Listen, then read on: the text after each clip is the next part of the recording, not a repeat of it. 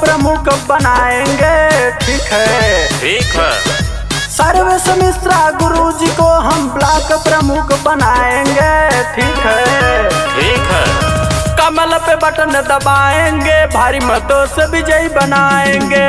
ठीक है, ठीक है। कमल पे बटन दबाएंगे, भारी मतों से विजयी बनाएंगे। ठीक है, ठीक है। जिला मंत्री धीरज सिंह के बारे बड़ा नाम हो। ठीक है, ठीक है। जिला मंत्री धीरज सिंह के बारे बड़ा नाम हो, संगही में आदर्श शुक्ला बारे बड़ा काम हो। गावे गावे गुजो तारे इनका हो नाम से, सभी पहचाने भाई इनका हो काम से। ठीक है, ठीक ही है।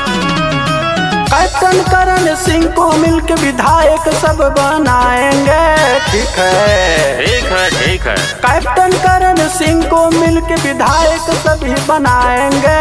ठीक है, अरे भाई ठीक है ना। कमल पे बटन दबाएंगे, भारी मतों से विजयी बनाएंगे।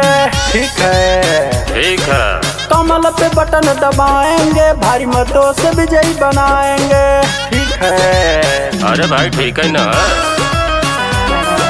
कमल पे बटन दबाएंगे, कमल पे बटन दबाएंगे।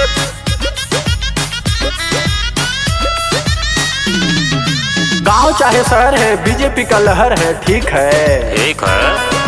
गांव चाहे शहर है, बीजेपी का लहर है। शेर जैसा खड़ा है, कोरोना का ही कहर है। ठीक है, दृष्ट निष्ठ बाड़े और पॉप का इरादा, सबके विकास होई बाटे ही है वादा। ठीक है, ठीक ही है।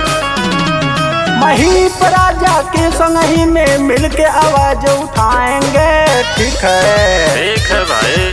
शुभम राजा के संग ही में मिलके आवाज उठाएंगे।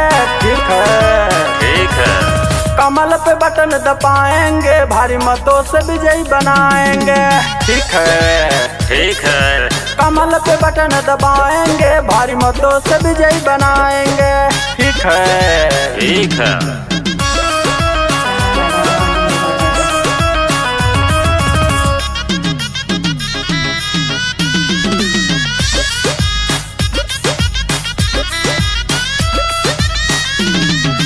कैप्टन करण सिंह के बढ़िया छवि। ठीक है, ठीक ही है।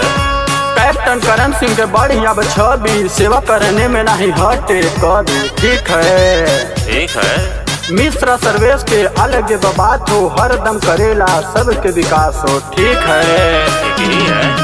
हाथ जोड़ के सुनील भैया सबसे पुकार लगाएंगे।